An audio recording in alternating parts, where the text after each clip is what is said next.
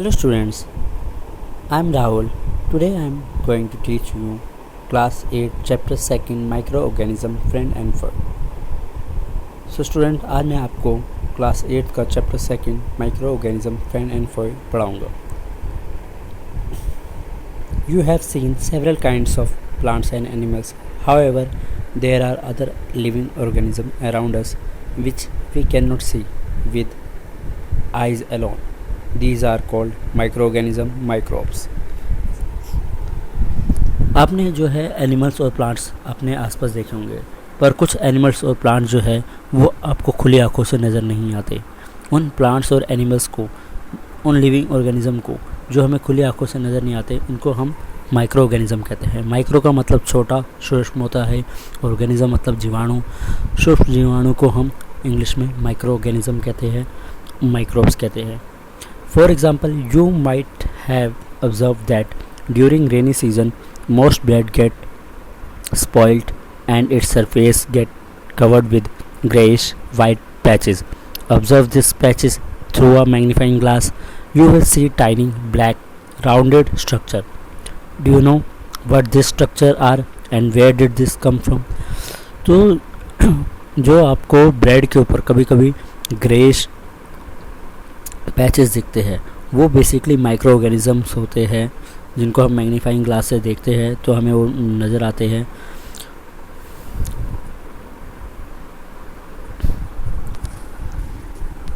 Micro organism और microbes are so small in size that they can not be seen with the unaided eye. Micro organism इतने छोटे होते हैं कि उनको हम खुली आंखों से नहीं देख सकते. Some of this such as the fungus that grow on bread can be seen with the magnifying glass.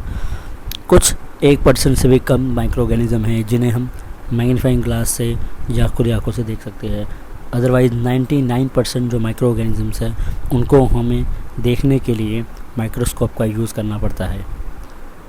Other can not be seen without the help of microscope. That is why these are called micro organisms or microbes. Microorganisms are classified into 4 major groups. These groups are bacteria, fungi, protozoa and some algae. I repeat, microorganisms are classified into 4 major groups. These groups are bacteria, fungi, protozoa and some algae. Some of these common microorganisms are shown in figure 2.1, 2.4. Viruses are also microscopic. मैंने आपको बताया micro organism जो है वो 4 major group के होते हैं: bacteria, fungi, protozoa, algae, जो आपके एनसीईआरटी बुक में ये मेंशन है. वायरस भी जो है माइक्रो ऑर्गेनिज्म है और ये भी जो है माइक्रोस्कोप की हेल्प से इसे देखा जाता है. They however reproduce only inside the cell of the host organism which may be bacterium, plant और एनिमल. जो वायरसेस होते हैं वो रिप्रोड्यूस होते हैं only inside the cell. Bacteria में भी हो सकते हैं, प्लांट में भी हो सकते हैं, एनिमल में भी रिप्रोड्यूस हो सकते हैं. Some of the viruses are shown in figure 2.5. Common element like cold, influenza and most cough are caused by viruses. So यहाँ पर ये बताया हुआ है इस पैराग्राफ में कि जो वायरसेस से हमें कुछ बीमारियाँ हो जाती है, जैसे कि कोल्ड, फ्लू, कफ, ये सभी बीमारियां हमें वायरसेस से होती हैं. पोलियो और चिकन पॉक्स भी हमें वायरसेस से होता है. Serious disease like polio and chicken pox are also caused by viruses. Disease like malaria are caused by protozoa. जो मलेरिया होता है वो हमें प्रोटोजोआ से होता है. टाइफाइड, टीबी, ये हमें बैक्टीरिया से होता है. Typhoid and tuberculosis are bacterial disease.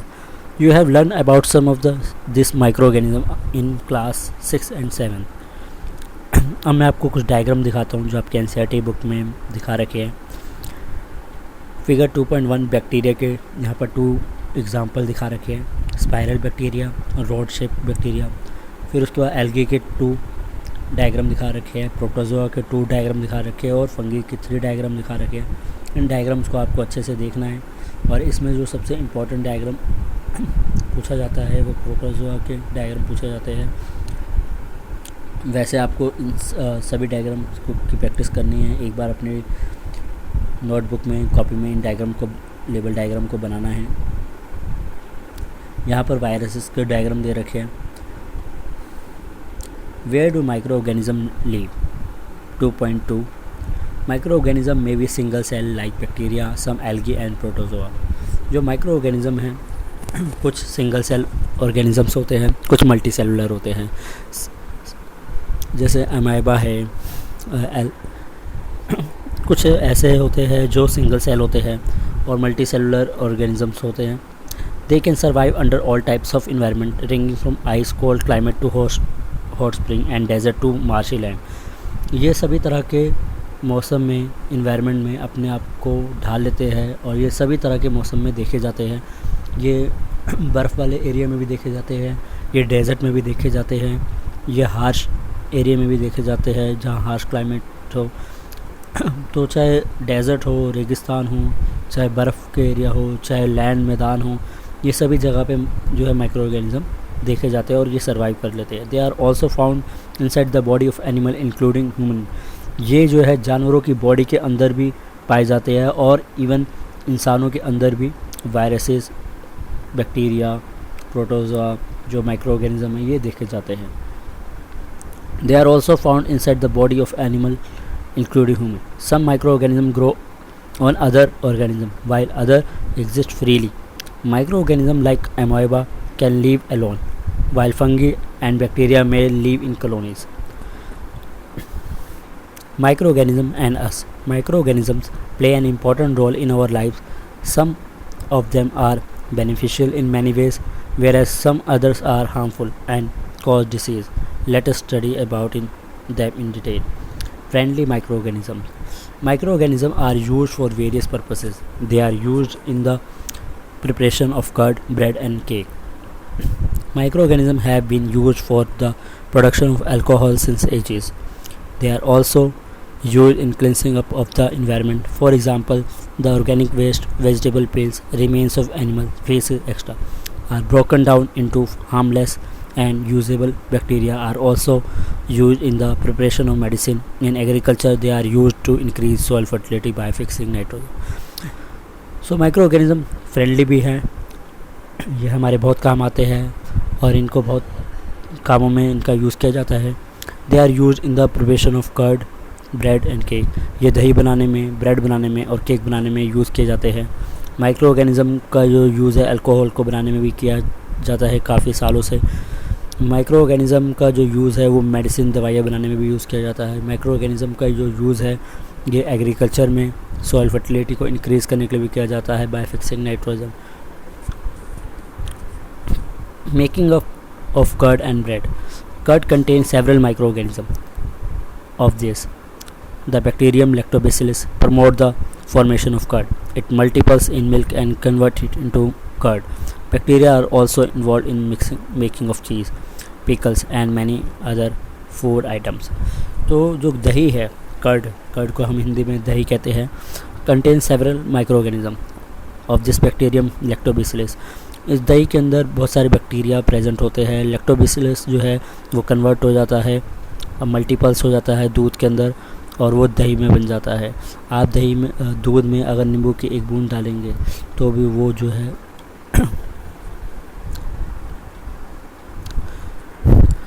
curd contains several microorganisms. Of this, the bacterium Lactobacillus promote the formation of curd. It multiples in milk and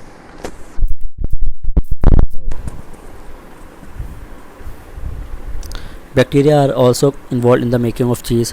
जो बैक्टीरिया का यूज़ है वो पनीर बनाने में, चीज़ बनाने में, पिकल्स अचार बनाने में भी किया जाता है और भी फूड आइटम्स को बनाने में, इडली भटूरे बनाने में यूज़ किया जाता है. Yeast reproduce rapidly and produce carbon dioxide during respiration. Bubbles of the gas fill the duct and increase its volume. This is the basic of the use of yeast in the baking industry for making bread, pastry and cake. तो yeast जो है micro organism का use किया जाता है bread बनाने में, pastry बनाने में, केक बनाने में. Commercial use of micro organism. Commercial use of micro organism, कैसे हम माइक्रो ऑर्गेनिज्म का यूज़ करके हम उससे पैसे बना सकते हैं, कैसे उसको इंडस्ट्री फैक्ट्री में हम यूज़ करके उससे और प्रोडक्ट बना के उससे और पैसा कमा सकते हैं. तो micro organism are use for the large scale production of alcohol, wine and acetic vinegar. तो बहुत ज़्यादा लार्ज स्केल पे हम इससे जो है शराबें बनाते हैं, विनेगर बनाते हैं, और बहुत सारे सब्सटेंस जो है फ्रूट जूस है, बहुत सारी चीज़ें हैं जो हम माइक्रो ऑर्गेनिज्म की हेल्प से बनाते हैं। अब इम्पॉर्टेंट जो डेफिनेशन है याद करने की वो है, this process of conversion of sugar into alcohol is known as fermentation. जो चीनी है उसको अल्कोहल में कन्वर्ट करने के प्रोसेस को, शुगर के को अल्कोहल के प्रोसेस को कन्वर्ट करने के प्रोसेस को हम फर्मेंटेशन कहते हैं। लुईस पास्चर डिस्कवर फर्मेंटेशन इन 1857। आपको यहाँ पर दिखेगा पेज नंबर 20 पे लुईस पास्चर का जो है डायग्राम भी दे रखा है, और यहाँ पर बताया हुआ है कि 1857 में लुईस पास्चर ने डिस्कवर किया था फर्मेंटेशन प्रोसेस, कि जो शुगर कन्वर्ट करते हैं अल्कोहल को, उसको हम फर्मेंटेशन कहते हैं। Medicinal use of micro organism. Whenever you fall ill the doctor may give you some antibiotic tablet, capsule, injection such as penicillin. The source of this medicine is micro organism. जब आप बीमार होते हैं और doctor के पास जाते हैं तो डॉक्टर आपको कुछ दवाइयाँ इंजेक्शन देता है, और ये जो भी दवाइयाँ इंजेक्शन आपको दिए जाते हैं उनका जो सोर्स होता है उन दवाइयों का, वो माइक्रो ऑर्गेनिजम्स होता है। दिस मेडिसिन किल और stop the growth of the disease causing micro organism. ये जो दवाइयाँ हैं ये क्या करती है, ये उस डिसीज़ कॉजिंग माइक्रो ऑर्गेनिज्म की ग्रोथ को किल कर देती है, स्टॉप कर देती है, और इनको हम एंटीबायोटिक्स कहते हैं। Such medicine are called antibiotics. These days a number of antibiotics are being produced from bacteria and fungi. Streptomycin, tetracycline and erythromycin are some of the commonly known antibiotics which are made from fungi and bacteria. The antibiotics are manufactured by growing specific microorganisms and are used to cure a variety of diseases. Antibiotics even mixed with the feed of livestock and poultry to check microbial infection in animals. They are also used to control many plant disease. तो antibiotics का use किया जाता है, poultry farming में भी किया जाता है। Vaccine when a disease carrying microbes enter our body, the body produce antibiotics. हमारी बॉडी में ऑलरेडी एंटीबायोटिक्स होती हैं जो बैक्टीरिया से फाइट करते हैं। जब भी कोई डिसीज़ जो है, बैक्टीरिया है, प्रोटोजोआ है, कोई ऐसे माइक्रो ऑर्गेनिज्म हमारी बॉडी में एंटर करता है जो हमारी बॉडी को हार्म कर सकता है, तो हमारी बॉडी के जो एंटीबायोटिक्स होते हैं वो उनसे फाइट करते हैं। to fight antibiotics to fight the invader. The body also remember how to fight the microbe if enter again. So if dead or weakened microbes are introduced in a healthy body, the body fight and kill them by producing suitable antibiotics. The antibiotics remain in the body and we are protected from the disease causing microbes. This is how a vaccine works. Several diseases including cholera, tuberculosis, smallpox and hepatitis can be prevented by vaccination. तो जो vaccination है उससे हम जो है बहुत सारी बीमारियों से हम बच सकते हैं। Cholera, tuberculosis, smallpox. Edward Jenner discover the vaccine for smallpox in 1798। Very important note करने की बात है कि एडवर्ड जेनर ने वैक्सीन डिस्कवर करी थी 1798 में स्मॉल पॉक्स को ठीक करने के लिए। वैक्सीनेशन की डेफिनेशन भी बहुत इंपॉर्टेंट है। Vaccine work several diseases including cholera, tuberculosis, small pox and hepatitis can be prevented by vaccination.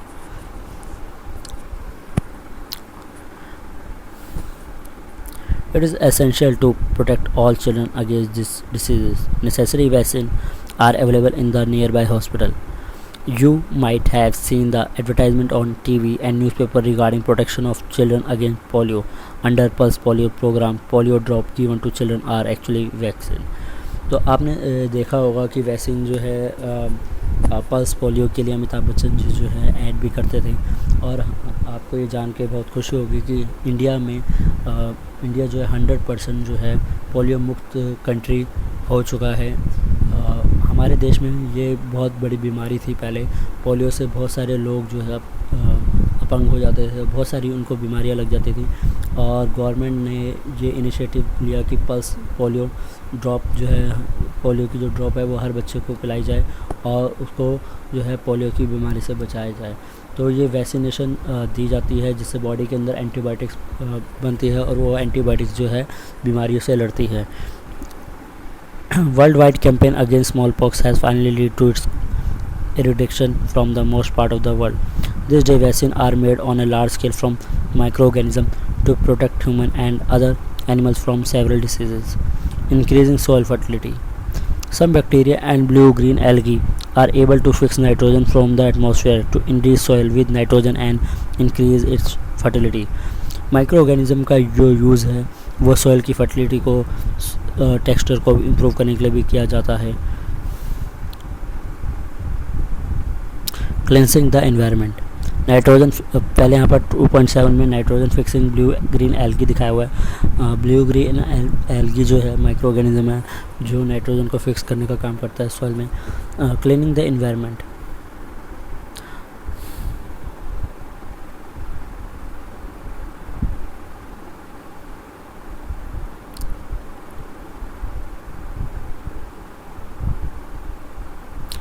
Bujo and Paheli had observed the school gardener making manure along with their friend. They collected wastage of plant, vegetable and fruit from nearby houses and garden. बूझो और पहेली जो है देखते हैं, observe करते हैं school gardener making manure. Manure आपको मैंने पहले भी बताया था, मैन्योर जो है ऑर्गेनिक सब्सटेंस खाद को कहते हैं जो वेजिटेबल्स के जैसे आप जो भी वेजिटेबल्स यूज़ करते हैं, जो उनके जो छिलके होते हैं, जो गोबर के उपले होते हैं, तो ये सब जो चीज़ें हैं ये मैन्योर का काम करती है। सो गार्डनर जो है मेकिंग मैन्योर बना रहा है along with their friend. They collected wastage of plant, vegetable and fruit from near by houses and garden.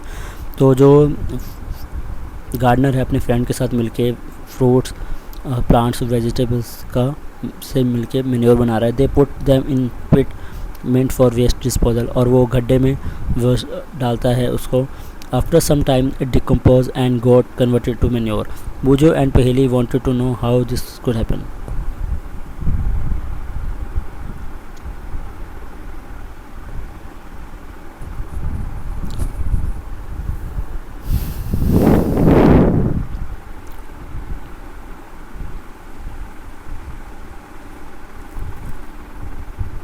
You often seen large amount of dead organic matter in the form of decaying plant and sometimes dead animals on the ground.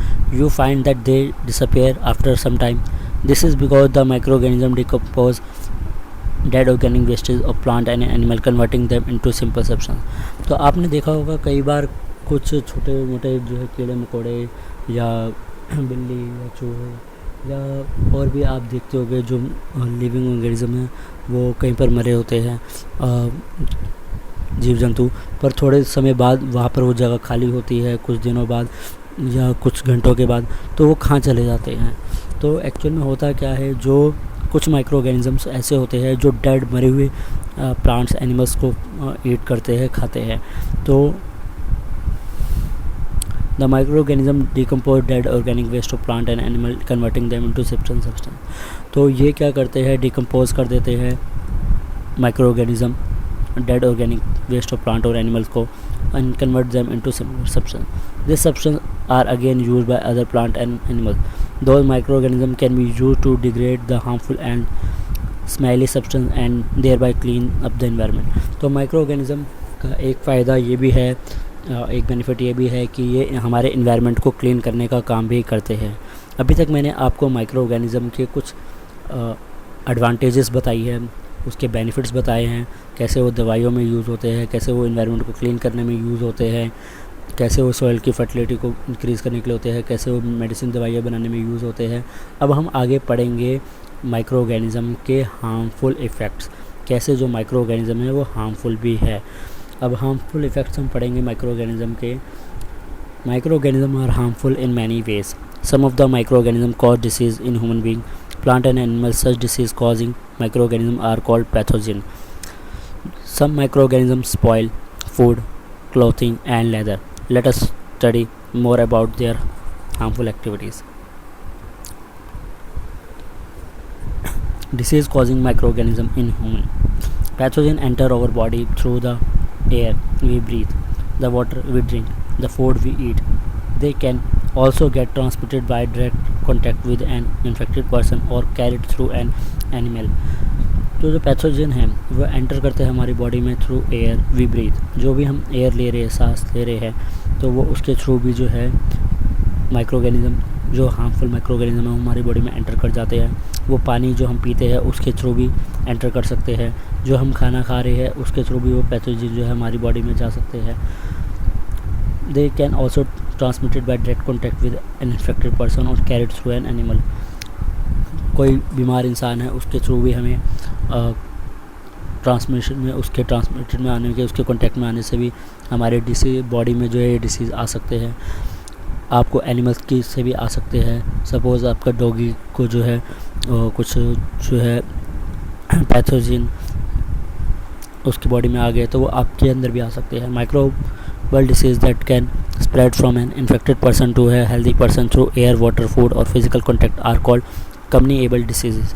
तो जो हवा, पानी और physical contact और food के through disease हम आते हैं उनको हम कम्युनिकेबल डिसीज़ कहते हैं। Example of disease include cholera, cold, chicken pox, tuberculosis. When a person suffering from common cold sneezes, fine droplet of moisture carrying thousands of viruses are spread in the air. The virus may enter the body of a healthy person while breathing. देखो, जब कोई infected person है और वो उसको मान लो fever है या जुकाम है या खांसी है, कोल्ड है, और वो छींक मारता है तो उसकी छींक के अंदर बहुत थाउजेंड्स ऑफ, हज़ारों जो ड्रॉपलेट्स जो होते हैं वायरसेस के होते हैं, जो हेल्दी पर्सन है उनके कांटेक्ट पे आते ही जो है वो हेल्दी पर्सन को क्या करते हैं, अनहेल्दी कर देते हैं। और जो हेल्दी पर्सन उसके आसपास सराउंडिंग में है वो भी क्या हो जाते हैं, बीमार हो जाते हैं, इल हो जाते हैं, उनको भी खांसी जुकाम बुखार हो जाता है। These are some insect and animals which act as carrier of disease causing microbes. Housefly is one of such carrier. The flies sit on the garbage and animal, etc. Pathogens stick to their bodies. When these flies sit on uncovered food, they may transfer the pathogen. मच्छर, मक्खी ये जो है career का काम करते हैं।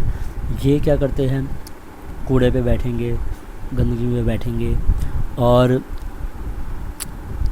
मान लो किसी डेड एनिमल्स प्लांट के ऊपर बैठे और डेड एनिमल्स के ऊपर बैठे और उसके बाद जो है वो आपके ऊपर बैठ गए तो उससे भी आप बीमार हो सकते हैं। These are some insect and animal which act as a carrier of disease causing microbe. Housefly is one such carrier. The flies sit on the garbage and animal, etc. Pathogens stick to their bodies. When these flies sit on uncovered food, they may transfer the pathogen. तो जो pathogen होते हैं वो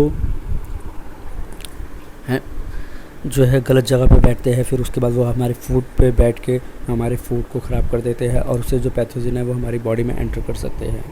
When these flies sit on uncovered food, they may transfer the pathogen. Whenever eat the containment food is likely to get sick, so it is advisable to always keep food covered. Avoid consuming uncovered item of food. कहा जाता है तभी कि जो covered food है उसी को ईट किया जाए, खाया जाए। जो ओपन फूड है, जैसे कहीं पर आप देखोगे कि बहुत सारी जगहों पे मिठाइयाँ जो है खुले में पड़ी है या खाने की चीज़ें खुले में पड़ी है, उनके ऊपर मच्छर मक्खी भिन रहे हैं और लोग जो है वहाँ पर आके उन मिठाइयों को या उन चीज़ों को खा लेते हैं, जो भी है खाने पीने की चीज़ें हैं, और फिर उसके बाद वो बीमार हो जाते हैं। Another example of carrier is the female Anopheles mosquito, which carries the parasite of malaria. Female Aedes mosquito act as a carrier of dengue virus. How can we control the spread of malaria or dengue? देखो, कुछ female mosquitoes होते हैं, इनका नाम बताया हुआ है Anopheles mosquito, जो मलेरिया का कारण है, डेंगू का कारण है। तो इन मच्छरों से हमें मलेरिया, डेंगू हो सकता है। और दिल्ली में बीच में मलेरिया डेंगू के दिल्ली में, यूपी में, हरियाणा में बहुत सारे केसेस आए थे। वो उसको दूर करने के लिए दिल्ली गवर्नमेंट ने एक मुहिम चलाई थी कि सभी जो लोग हैं वो अपने कूलर का जो पानी है वो रोज़ बाहर निकालेंगे, कहीं पर पानी को जमा नहीं होने देंगे और जो क्योंकि जो रुका हुआ पानी है उसमें क्या है, मच्छर पैदा होते हैं। तो ये स्टेप हमें उठानी चाहिए कि कहीं पर भी रुका हुआ पानी है तो हम उसको फेंक दें, गंदे पानी को फेंक दें। और हमेशा जो है आपके आसपास जो है फ्रेश वाटर होना चाहिए और पानी को बदलते रहना चाहिए कूलर का। और आसपास कहीं पर भी गड्ढों में पानी जमा नहीं होना चाहिए। अगर आपके आसपास कहीं पर भी गड्ढों में पानी जमा है या आपके कूलर में 5-6 दिन या हफ्ते से पानी पड़ा हुआ है तो वहाँ पर मच्छर पैदा होने के चांसेस है और उन मच्छरों से आपको वायरसेस आपकी बॉडी में जाएंगे और आपको मलेरिया, डेंगू हो सकता है। तो आपको जो है मलेरिया, डेंगू से बचने के लिए पानी को ज़रूर साफ़ करते रहना चाहिए। All mosquito breed in water, hence one should not let water collect anywhere in cooler, tyre, flower pot extra. By keeping the surrounding clean and dry we can prevent mosquito from breeding. Try to make a list of measure which help to avoid the spread of malaria.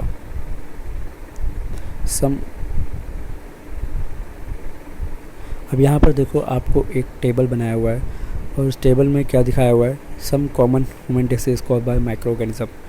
यहाँ पर human disease दिखाया हुआ है, tuberculosis bacteria की वजह से होता है और मोड ऑफ ट्रांसमिशन एयर है।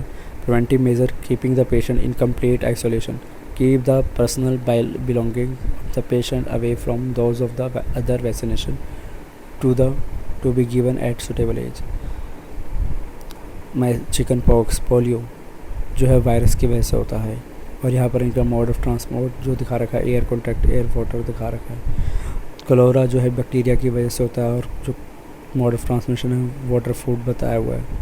और maintain personal hygiene and food sanitary good sanitary habit जो है इसका प्रिवेंटिव मेजर बताया हुआ है।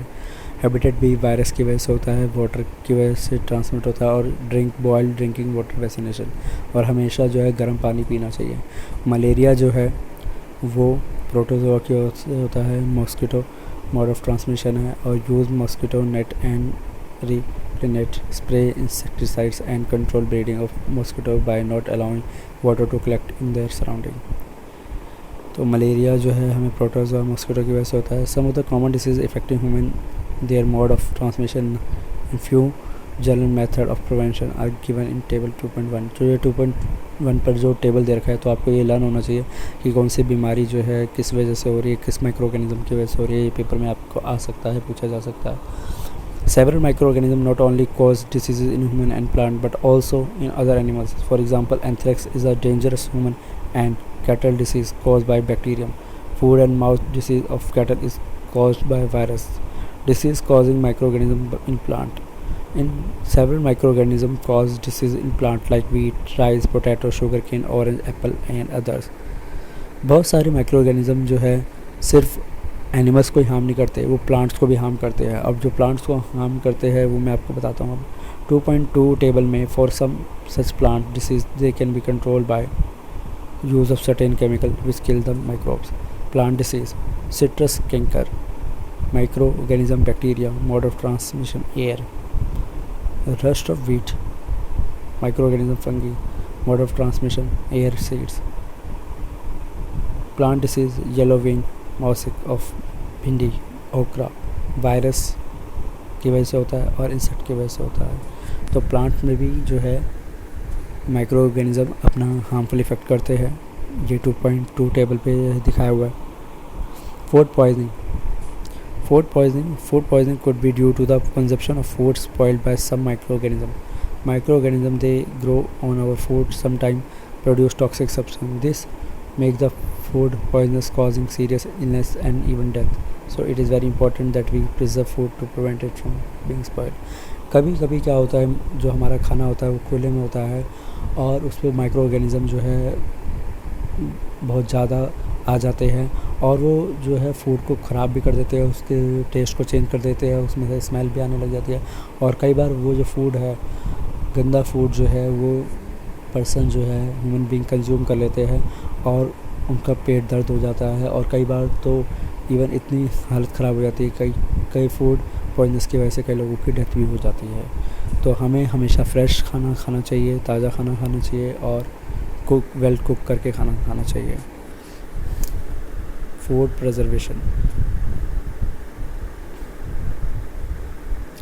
Microorganisms spoil our food. Spoiled food emit bad smell and has bad taste and changes color.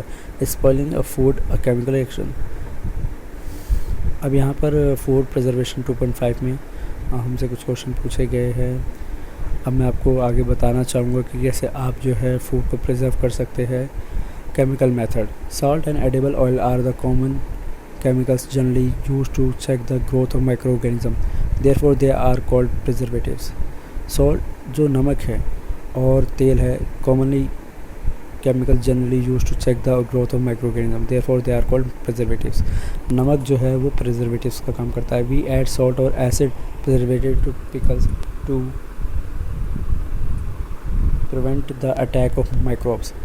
Sodium benzoate and sodium meta B sulfate are common preservatives.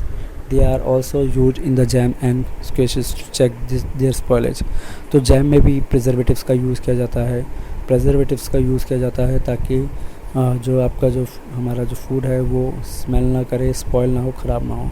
Preservation by common salt. Common salt has been used to preserve meat and fish for ages.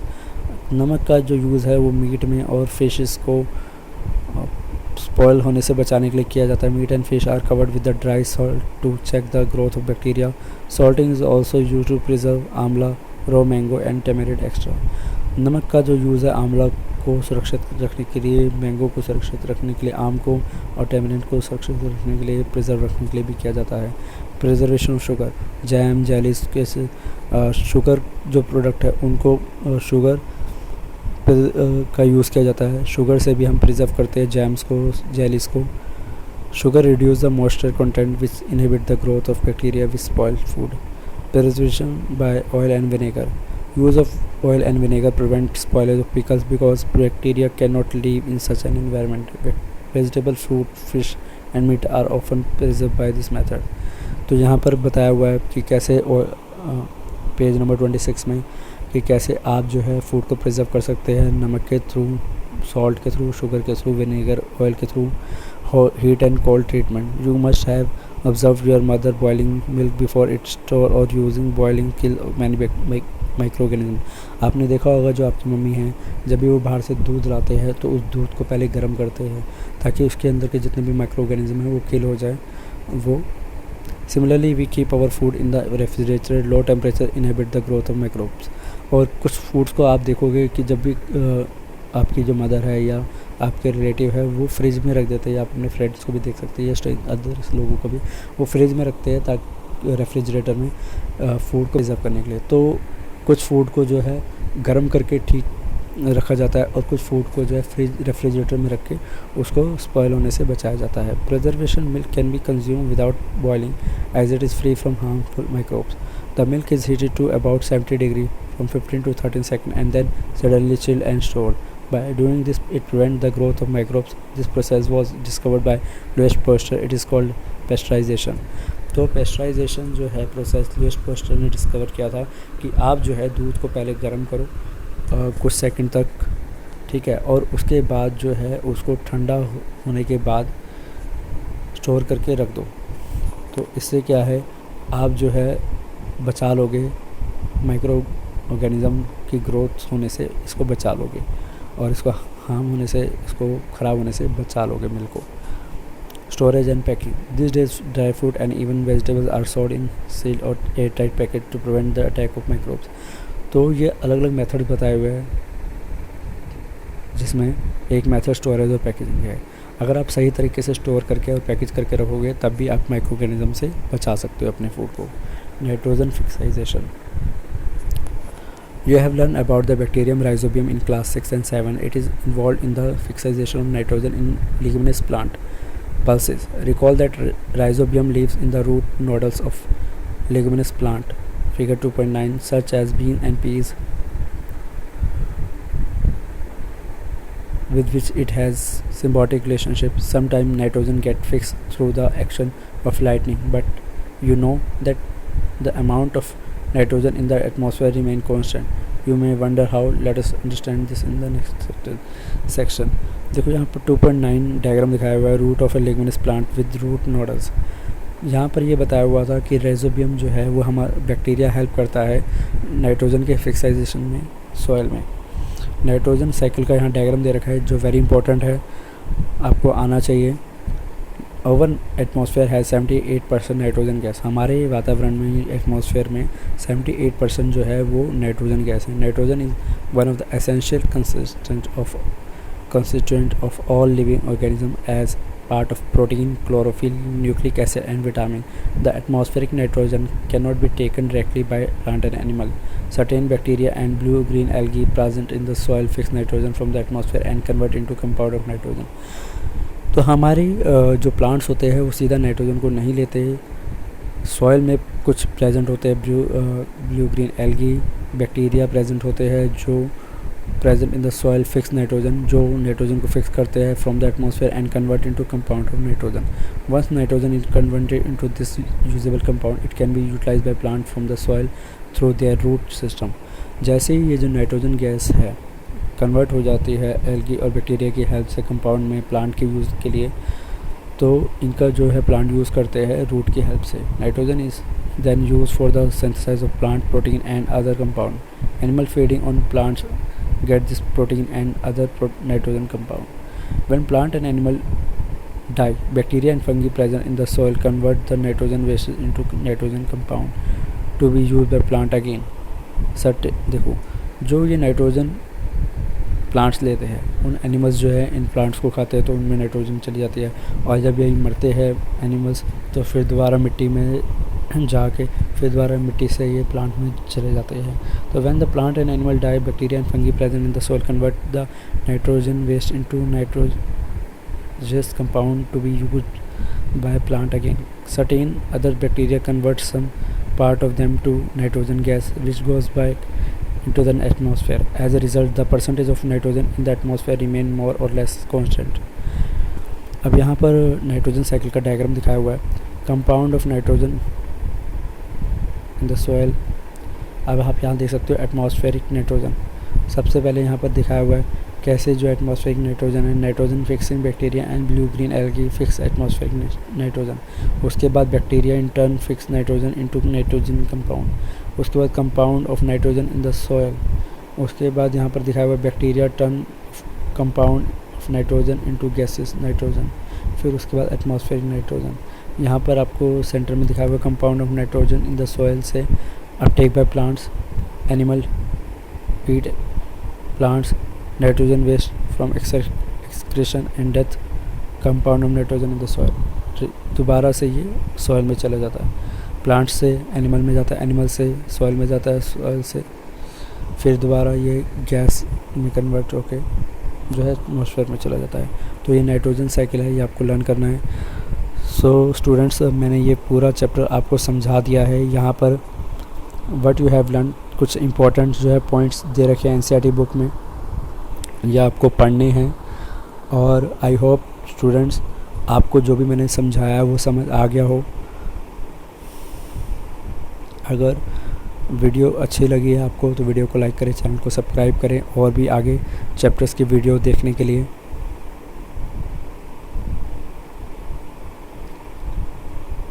यहाँ पर ये NCERT के इनके question answers दे रखे हैं। इनके question answers को लेके भी, इन क्वेश्चंस के आंसर को लेके भी मैं एक वीडियो अपलोड करूँगा, तो वो भी आप देख सकते हैं।